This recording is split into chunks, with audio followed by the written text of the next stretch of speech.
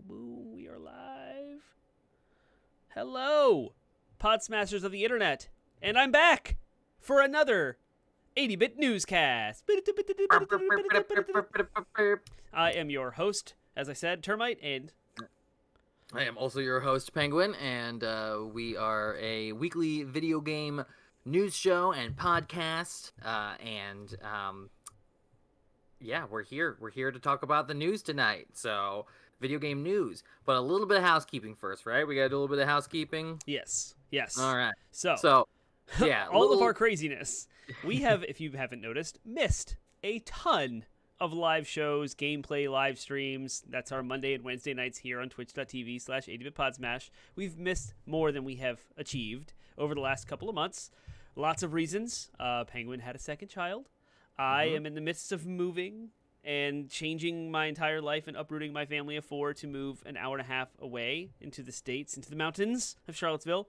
So we can't make this commitment anymore, and it's unfair to the audience to keep stringing you all along to guess each week whether or not we'll actually be live or have a show. Right. So we are going to put a giant hiatus into all of our Twitch streaming.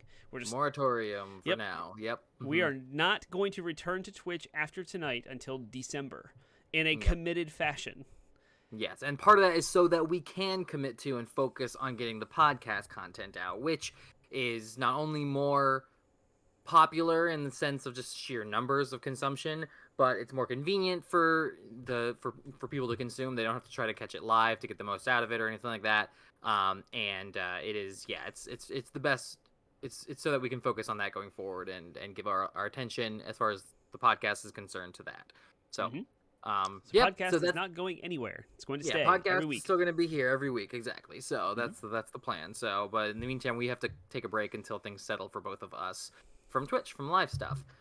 So we love doing this, and we love being in front of you guys, and we love creating extra content for you to consume. But it's the first thing that needs to go whenever things get crazy, and things are about as crazy as I think as they've ever been for us. For both of us, you know, we can bank podcast episodes, we can record them ahead of time and sneak them out over the course of a few weeks or whatever, but we cannot do that with live stuff, so it's got to go for a little bit.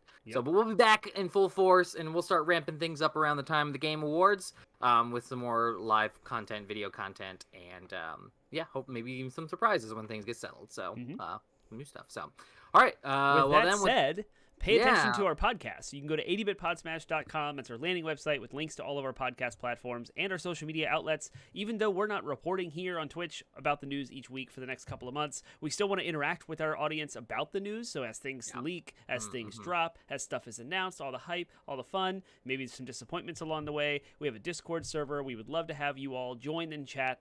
We're not going anywhere. We're just disappearing off of Twitch for a little while until we get settled. Our podcast show goes to YouTube, so that will still happen. And all of that information, our Discord channel is in our show notes on our website, 80bitpodsmash.com, and that's where you can find all of our activities, our comings and goings. And we are just not going to be doing twitch.tv/80bitpodsmash. But if you subscribe to Twitch now and you are a member, when we do pick up in December, you'll be ready to go. So make sure you jump in. Hit your likes, your bells, your shares, your follows, and all the things on Twitch. You will not be notified of a thing for a couple of months, and then boom, we'll be back doing all kinds of fun stuff. And that's not to say, we may still be doing some surprise stuff, like it's just not going to be the weekly consistent thing. But if it's like a Saturday night and things are easy and I decide I might want to stream, I'll try to give you guys a heads up and we'll stream or something, and play games together and stuff like that. And so that kind of thing spontaneously may still happen over the next couple of months. It's just not going to be the scheduled weekly thing that it has been for a while. So, and also you can still go to YouTube and subscribe there because all of our podcast episodes go live there as well. So you'll still hear our voices. Cool. All right, rock on. Let's jump into the news. We are talking about a whole bunch of stuff here. So we are going to be talking about some changes that a certain video game personality we've talked a lot about recently wants to make in his future games, his or her future games. We will be talking about a price drop for a certain console that has been reluctant to do so for a while. We'll be talking about the big fall firmware update for the PS5, so that's got a lot of goodies in it. Also, another firmware update for the Switch. So we got 2 firmware updates to cover. We'll be talking about the new color for the PlayStation 3D wireless headset, so that'll be cool. And we'll talk about what color it is in a bit. Another delay, another big high-profile delay no one's surprised about. We'll be talking about some more information that we may not have been able to cover about God of War. And the new God of War game. And finally, the 10th anniversary of THQ Nordic happened, or is happening. And so we'll be talking about that. So that's it. That's what we're talking about. So let's jump right in with that first story and talk about Hideo Kojima, who wants to make games that change in real time. What? What does that mean? I wanted to add this story to our show notes tonight because we had talked at length about Hideo Kojima and his superstardom in the gaming industry and how that has like inspired all kinds of web of thoughts and tinfoil hats and things. But here's something, it's a primary source. He actually said this. It's not a rumor. It's not a conspiracy. But Hideo Kojima has said he wants to create games that change in real time. In an interview with Japanese publication Anan, the Metal Gear Solid and Death Stranding creator was asked how he like to evolve his games in the future. Referencing 2003 Game Boy Advance game titled Boktai, The Sun is in Your Hand, which featured a light sensor on the cartridge that encouraged playing in direct sunlight, Kojima said he wants to make games that offer each user a different experience based on various factors such as their location. What I want to do is make games that change in real time, he said. People of all ages and professions are playing the same game, but everyone is playing the same way. Instead, it's something that changes depending on where you live and how you feel about it. I made a game called Boktai, The Sun is in Your Hand before. It's a portable Game Boy Advance with a sun sensor and a clock. The amount of light from the sun is reflected in the game to defeat vampires, so the game changes depending on where and when you play. This kind of device connects the system created by people to the real world. Kojima turned 58 years old in August, marked the occasion by vowing to continue creating for as long as possible. And although he says, although my body is failing me, my creativity is not waning yet. Until my brain loses its creative power, I'll continue to strive to create things. That's my instinct, and that's what I love to do. All right. It's cool. So has he ever played Pokemon Go before? Because it legitimately changes based on where you are, right? Like they take weather data and stuff like that, and so if it's sunny outside your house, it'll be sunny in the game. If it's rainy, it's rainy in the game. I don't know. That kind of thing already happens. Not saying that his vision is by any means unoriginal or anything like that. I don't know. There's examples of it out there, or things like it. I mean, maybe what he envisions is something bigger than that, but. You know, absolutely, it's Hideo Kojima. He is wild. Right. He thinks of all kinds of crazy things. I've always thought about that, though. The whole idea of, like, you know, on the one hand, you know, as a creator, you're like, oh, you want to create an experience for players, and so of course, or you know, for your consumers. So of course, consumers are going to all have the same experience more or less because that's what you're doing, is right. You're creating an experience for them. But I also understand the sort of instinct and desire to have create a thing where. The experience changes based on the player and their circumstances. I just don't know. I don't know. I feel like that's been done, or I feel like that aspect has been done before in regards to people like sandboxes and stuff. Skyrim is a whole different game depending on how you play it, and that is all up to the choices you make as a player. I don't know. But imagine if Skyrim was connected to your live weather. So if it was snowing outside for you, it was snowing in the game, and it changed and you call your friend in California who's sunny 70s all the time. And he never sees the snow, or she. And so, well, it sucks if you live in California or Florida then, right? Right. It's it's always you hot. don't get those features. And maybe there's in-game events for scorching heat that places like ourselves or up north would not be able to experience. And so you would actually, the game would be different.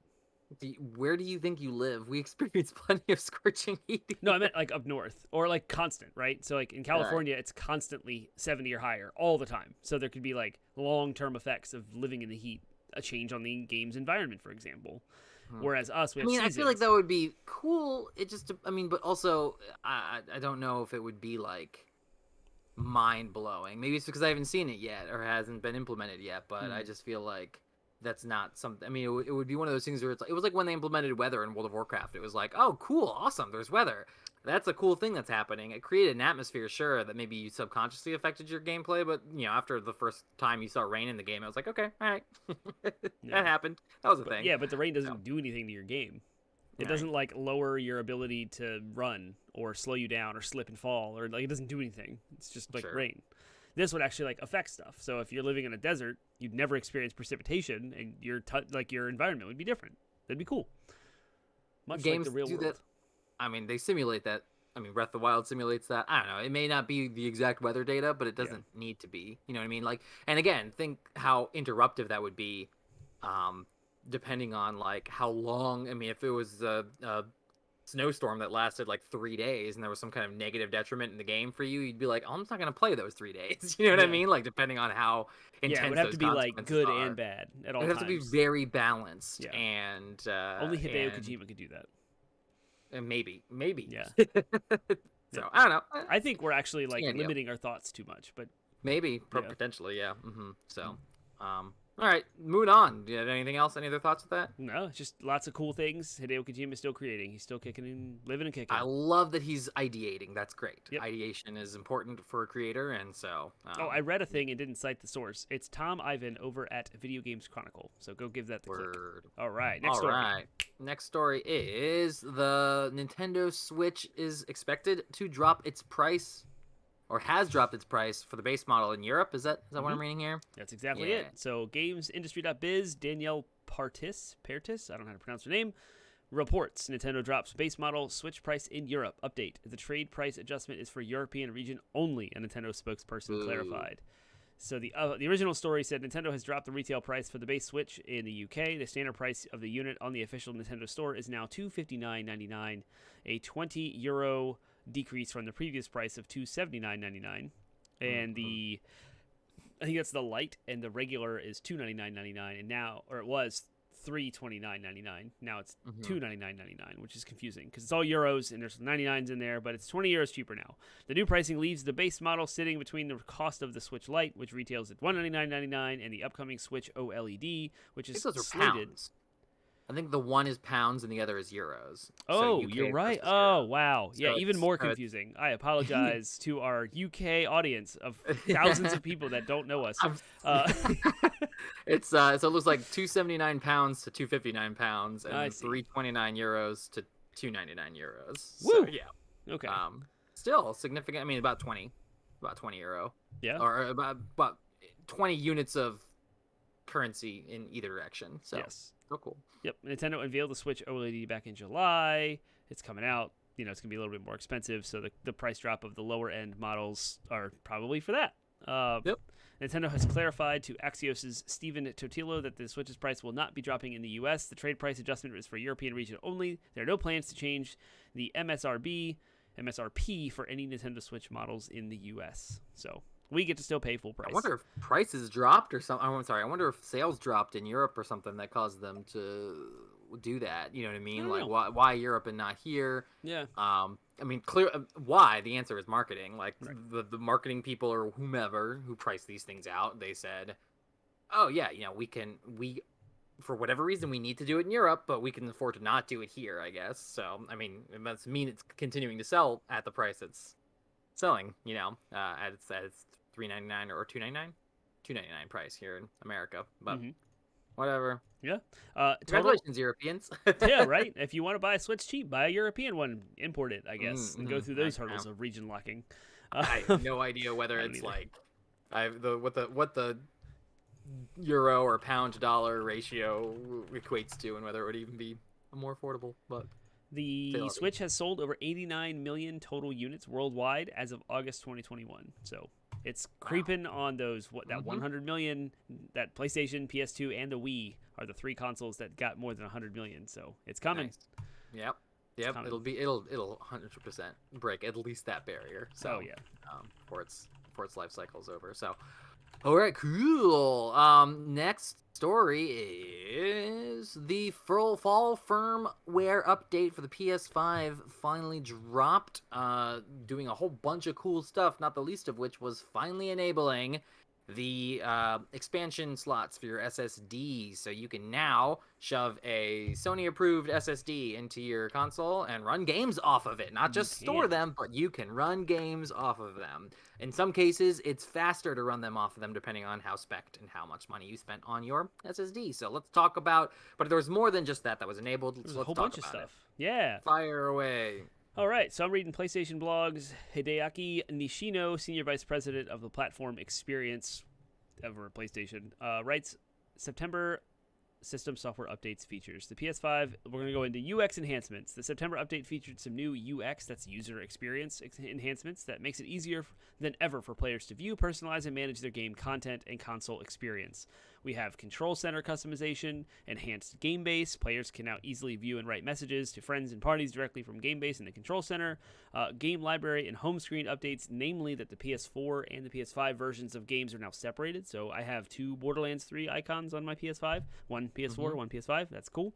There's new improved screen reader controls, new gaming and social experience customizations. The PlayStation Now resolution selector has one. I guess PlayStation now has a resolution selector and a connection test tool for those that are into PlayStation Now and stream. You can change your resolution up to 1080p or 720 based on your speeds. There's a new accolade type, which I don't really follow this, but apparently if you play online with public people that are not on your friends list, they can rate you as a player, and there's a new type now, leader. Following an online match, players can award others with a fourth type, leader, which is visible on players' profiles. Automatic capture of personal best videos. When players compete in challenges for a better time or a higher score and set a new personal best, a video clip of the action will automatically be recorded. Players can also share clips of their personal bests directly from a challenge card and in the control center. So if you played Astrobot, which comes with every PS5, there's those challenges with leaderboards that you can run through. Videos will automatically be captured, assuming the devs utilize that feature. There's a new trophy tracker, and I'm going to read every word of this one sentence long post. We've added a new trophy tracker that lets players quickly access up to 5 trophies per game through the control center. So I don't know if you've messed with this or not, but for PS5 native titles, they have trophy tracking. And Outriders to me stands out. There's some things like kill 10,000 enemies or whatever, and it has a tracker. So as you kill them, it goes up and you can see, oh, I've killed 2,000. I have 8,000 to go. Well, you can now pin that and say, I want to track this. So it automatically, every time, because the game cards change based on context and such. So sometimes you lose that trophy when you press the PlayStation button. But now it can be pinned and you can see it at all times. So if you're grinding for a specific trophy, you can easily track up to 5 trophies per game, which is pretty sweet. Yeah, this is amazing for games that have the integrated tracking features in them. Yep.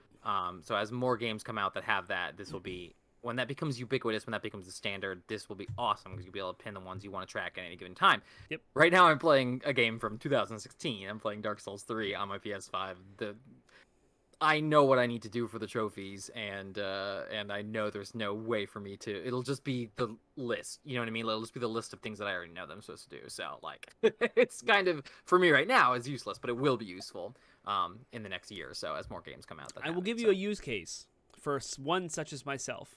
If I'm playing Persona 5 Royal, for example, that has no tracking whatsoever, as it's a PS4 game, I would go to PSN profiles, where it shows which trophies I have unlocked and which ones I have not. And I would sort the list by rarity among other trophy achievers in order to keep an eye out for what I should be seeing next. Because if I see the most common trophies sorted by rarity, I know where I am and which ones I should be hitting next. I would tag the next 5 in that list for tracking, and then while I'm playing the game, kind of keep an eye out for things like what should I be doing, especially if I have a guide up. It actually would reduce the amount of time spending looking at the guide to know like where should I hit this, because I'd have the 5 up. That's a use case for someone who's like enthusiast like myself who would do that. So it's a minor bump in convenience. It's not a huge game changer, but it's fun. I think it'll be a bigger game changer once you have. Oh, absolutely. Once you have more games that actually track the individual steps. Yeah. Yep. So cool. All right. So I'm gonna blast through some more of these things that came out with it. They added 3D audio support for built-in TV speakers, so now you can get the 3D audio experience to some level on just the TV speakers alone. So that's cool, as opposed to just headphones, the audio headphones. So if you have a decent like TV soundbar or something, then you might be able to get some of that 3D audio experience. I'm not quite sure how it works yet, but you can actually you have to set up the room acoustics with your controller.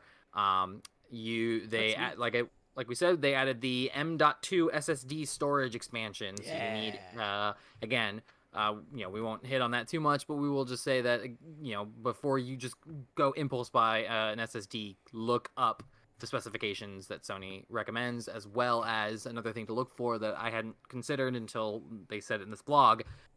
Make sure it has an approved cooling structure. The last thing you want is for that thing to like melt your console because it gets too hot. Yep. So they specify that it needs to have a good cooling system in order to operate safely. And it's just like a heatsink that attaches to the top of the chip. But there are various sizes of heatsinks. Some are too long, some are too tall. There's a whole specification. It's a thing. So make sure you do your research, find the right drive, find the right heatsink, make sure it fits. Yep. They added some enhancements to PS Remote Play and the PS app. So you can now stream Remote Play on a phone using data instead of if Wi-Fi is not available. You used to have a Wi-Fi connection. Now, as long as you have a good data connection, you can stream on your phone. You can... the rest of it just looks like it's... I see. To help manage the amount of data used through mobile connection, players can select their preferred video quality for mobile data streaming. So you can now set the quality too. So if you are worried about overloading your data for the month, you can set the quality. And the rest are just notes there. So and then in addition to the remote play changes, you can also the PS app. You can view share screen broadcasts on the PS app. So starting Thursday, September 23rd, a PS app update will begin rolling out globally to give users the ability to view their friends' share screen broadcasts together from the app. So if Termite's like, hey, I'm about to do this thing, can you show me what I'm doing wrong? And I'm like, bro, I'm at the my work's data center. I can't see what you're doing right now. He could be like, no worries. Let me share what I'm doing to you on your PlayStation app, and I could watch what he's doing on my phone. If he was like, I don't know, playing Bloodborne or something and wanted help with the boss, like you could do that using the PS app now. So that's pretty cool. In addition to that, you can join a party's voice chat from your mobile device with a friend who's playing on a PS5 console, then ask your friend to share a screen broadcast. And please note that only PS5 players can broadcast share screen. So that, as opposed to PS4 players, this is not a functionality that works on the PS4. So the Android version of the update is phased release and may take 1 week until the update is available on your mobile devices. So those are some cool updates to those things. And they also changed the trophies to a vertical instead of horizontal list, which is amazing because it looks so much better than the horizontal cards that they had. So one of my favorite things about this update. Right now, I turned my Wi-Fi off on my phone, and I just did the Remote Play app to my PS5, so I'm on the internet. And, it's working. It's pretty sweet. Yeah. Sweet. I can't do that. My data sucks here. I turn my Wi-Fi off and we're done. Yeah, so. There you go. On my phone, I turn my Wi-Fi off. Cool. Any thoughts? It's a pretty significant, substantial update for the PS5. It's pretty cool. But nothing like super groundbreaking yet. Like there are still some UI changes I hope they make. Some basic things that would be huge quality of life, like being able to turn your console off from your controller. Put it in rest mode by holding down the PlayStation button. Still hasn't been implemented. And I can't believe it. It needs to be. It's ridiculous. Because there's no way that I want to hit like 3 buttons when it should only take one single long button press. But I think that this list of changes are some of the minor inconveniences that people have experienced since launch that they've polished now. I feel like this stuff should have been in the console at launch. Yes, 100%. Yeah. And now we're past that. So now looking forward, it's now we're getting into the fun new features they're going to be adding. So that's how I feel about it in general. Cool. Yep. Real quick, also from the PlayStation blog, the 3D wireless Pulse 3D wireless headset will now be coming in Midnight Black next month. Ooh. Ooh. Yeah, dude. Yeah, I just threw that in there because we got excited about the new colors of the controllers. The DualSenses came out in the red and the black, and this one is now... I kind of wish it has I wish it kind of had the red as well. Yeah. I would love the red one's color. Gorgeous. I really want a 3D Pulse headset. Every single time I go to use my little ear dongle thingy, because now I have, sometimes I play while my daughter is sleeping on my chest or something, and so I'm like, man, I wish I had the 3D Pulse headset. That would be awesome. So it's probably going to be $99 worth spent when I finally do invest in it. So. Yeah, I want to upgrade too. I have some old PS4 Gold headphones, which are awesome. They're wireless. I still use them all the time. But the Pulse 3D wireless headset have the 3D features in it that I want. Yeah, I'm really hoping that it comes it goes on sale for Black Friday or something. Even $20 off. I'd be like, yeah, drop $70 on That'd be sweet. one of those $79 spots. It's coming out in black, midnight black. It matches the new DualSense, so that's the announcement. That's it. We don't have to go into it. We can roll on past that. Let's talk about the Nintendo Switch firmware update that happened this week as well. And it was a surprise announced. This is by way of The Verge, written by Michael Clark, Jay Peters, and Sean Hollister. Nintendo has surprise announced that Bluetooth audio support has come to the Switch through a software update. The ability to use Bluetooth headphones to listen to game audio has been conspicuously missing features since it launched in 2017, so it's great to finally have it, though there are some limitations. According to the article, you'll be limited to using 2 wireless controllers if you've got a Bluetooth headset attached. The system also won't support Bluetooth microphones, which isn't necessarily surprising, given that Nintendo's own voice chat system relies on an app running on your phone. Still, it's a bummer for people who play games with their own built-in voice chat abilities. So, very Nintendo. Okay, you got one feature, but it's still gimped compared to what everybody else in the industry is doing. Yeah.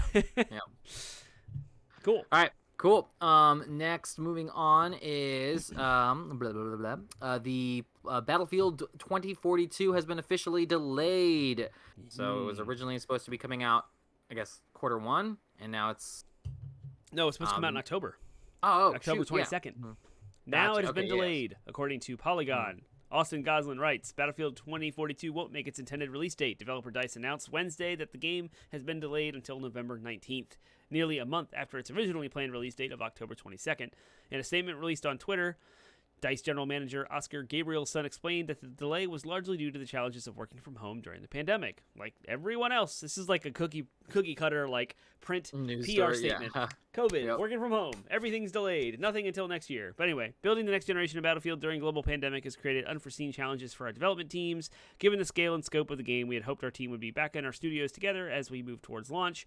With the ongoing conditions not allowing that to happen safely, and with all the hard work the teams are doing from home, we feel it is important to take the extra time to deliver on the vision of Battlefield 2042 for our players. So, I'm okay with that. Give me time to move, because I plan to buy it close to release day and play it with my squad. So I don't care. Yeah, you're asleep over there. Pretty much. What I do want to talk about, I mean, again, we have talked a lot about all the games that have been and will be and will be delayed. COVID threw a huge wrench into game development, and games are so expensive and complicated to make these days that, it doesn't surprise me at all. Games could get delayed without the complications of COVID based on just how they are to make nowadays. So, not surprising that another game gets delayed. Another high-profile game gets delayed. So, yep. All right. Sweet. So the next story is God of War Ragnarok is confirmed to be the last game in Norse mythology. We knew that from the original announcement from the showcase a couple weeks ago, but from this article in IGN, they cite that the former game director from 2018, Cory Barlog, explains and opened up as to why it's going to be the last game. So his explanation is basically that, let's see, I'll go ahead and just read his quotes here. So this comes from Jared Moore over at IGN. Santa Monica Studios' Cory Barlog, director of 2018's God of War, opened up on why there will only be 2 games in the series Norse Mythology Saga, stating that he wanted to avoid delaying the studio's conclusion to a decade after it started. In an interview with Captain Kuba on YouTube, Barlog spoke about why he decided that the story of Kratos would be told just over 2 games rather than a trilogy or anything longer. And he says, quote, I think one of the most important reasons is the first game took 5 years. The second game, I don't know how long it's going to take, but I'm just going to throw out there that it's going to be close to the similar time, said Barlog. Then if you think a third one in that same time frame, we're talking about a span of close to 15 years of a single story, and I feel like that's just too stretched out. I feel like we're asking too much to say the actual completion of that story taking that long. It just feels too long. Given where my team was at and where Eric was at with what he wanted to do, I was like, look, I think we can actually do this in the second story, because most of what we were trying to do from the beginning was tell something about Kratos and Atreus. At the core of the story's engine is really the relationship between those 2 characters. He goes on to make some quip about how he doesn't want his he wants the whole story to be done before his kids are in college or whatever, and I'm like, that's fair. Like, and I can totally understand that. Like, when you look at the development cycle of these games, it's been 5 years. Like, and that's what I was hinting at with Battlefield as well, is that games just take longer to make now. So if you're trying to tell a story, it's much harder to do so, and serialized fashion with video games than it may have been back in the 2000s, when it was a little bit faster to get them out. Now it just takes longer because they're bigger productions. There's an argument possibly to be made there about maybe we should find, or the industry should find faster, more efficient ways of making games, and still push out quality, or maybe it's a question that technology can hopefully answer soon, or maybe we just need to start scaling back the scope of games, or I say we, but developers maybe just need to start scaling back the scope if they want to tell serialized stories in an efficient and timely manner. But yeah, I mean, you can see that with The Last of Us as well. Like, Last of Us came out, Last of Us parts 1 and 2 took almost a decade to tell. And if we get a part 3, it's probably not going to be till the end of the 2020s. So like, I totally understand the sentiment that he's putting out there forward with this explanation here. So that's it. Any other thoughts on that? Yeah, a little bit of a shameless plug. Our episode of our podcast that went live today features Java Fiend and Penguin discussing all things mythology about video games on the heels of the God of War announcement, kind of inspired by even, and talks about this, that the only two games would be in the Norse saga, and look forward into the future about what they could possibly do after the Norse mythology. So go check that conversation out if you want. 80bitpodsmash.com. You'll find all those links there. Cool. All right, and then there's a 10th anniversary THQ Nordic. It happened. There was. And they announced a bunch of games. They did. So we'll just run through it. We don't have a lot of time to cover. Yeah, blast through it real quick. THQ Nordic announced Destroy All Humans 2 Reprobed, which is in a remake of the original Destroy All Humans 2. Outcast 2, the 1999 cult open-world action-adventure game Outcast from developer Appeal, is getting a sequel. Space Marine Cutter Slade will star in a brand new adventure for the first time after 2 decades. So if you even know what that was, which I did not, and I'm now interested, go check that out. Jagged Alliance 3. It's the first true sequel to the Jagged Alliance tactical RPG series since 1999's Jagged Alliance 2. We heard a whole lot of rumors and murmurs about THQ Nordic gobbling up all these game studios, like the 80-plus different games were in development. It's been nuts. Now we're starting to see some of the fruits of those labors. So 2 games from the 90s are now being added. The sequels are being added to it. Expeditions Rome is a tactical turn-based RPG set in the ancient Roman Republic in the time of Julius Caesar. So that was announced. MX versus ATV Legends, race motorbikes or ATVs, the next game of Rainbow's off-road series. Superpower 3, electioneer your way to political victory in the next game in the Superpower series. Become the head of the state and develop your country's global standing while fighting political battles on your home turf. Elex 2, 2017's Elex was an ambitious sci-fi RPG that was released at the height of Europe's RPG Gold Rush, and while the story was clever and often engrossing, it was plagued with bugs and poor balance. So there's a sequel to that. SpongeBob SquarePants: The Cosmic Shake is a brand new game for everyone's favorite undersea sponge. No gameplay footage was revealed, but the trailer for The Cosmic Shake was like the greatest hits of some of SpongeBob's best moments from the show, set to his famous Sweet Victory performance from the Bubble Bowl. So there you go. Those games were all announced. If you care about any of those, go check it out. As much as you said, like, they gobbled up all these studios, and that's cool. They were making moves. If this is the fruit, I'm like, okay, like, maybe those games. I'm not saying those games are bad. I'm just saying they're not up my alley. So it's a lot of those like B and single A titles that are just like out there that are probably really fun and really cool, but they come out quickly and they're cheap to make and they're usually cheap to buy, digital only type stuff. So if you're into any of this stuff, it's like indie plus. Exactly. So, all right, well, that's the show. We have no comments in chat, so thanks for watching either live or on YouTube later. Again, this is going to, for a reminder, if you tuned in halfway through the stream or something and missed the first part of it, we are going on hiatus for a while from Twitch and from video content on YouTube, beyond just our audio podcast. So we may still be doing things here and there, sort of surprise, fun things, but don't expect a weekly slate of content from Twitch for now until about December, and that's because of circumstances in both of our lives that are pulling us away from being able to do this kind of thing. So please, though, continue to check out our podcast content, and Termite will tell you where you can do that. Our Twitch channel's not going away. It's just being on pause. And we might have some random, spontaneous live streams and things for you. So go to twitch.tv/80bitpodsmash, hit the subscribe button there, like us, do the things so you can be made aware of our comings and goings on spontaneity only. We have no schedule now until December. We'll come back. So that said, 80bitpodsmash.com is our landing website for our podcast, a weekly video game podcast smashing together ideas that you care about with video games every single Monday at midnight. We never miss a beat. It's been 4 years running. We always get a show out. We make all kind of adjustments and craziness happen to make sure it does happen, but it's always there. We will always have a podcast. And coming up next week is an episode about the Xbox One, our Soul and Console series. So we're going to document the whole history and release of the Xbox One and how it stands in the relationship to the industry today.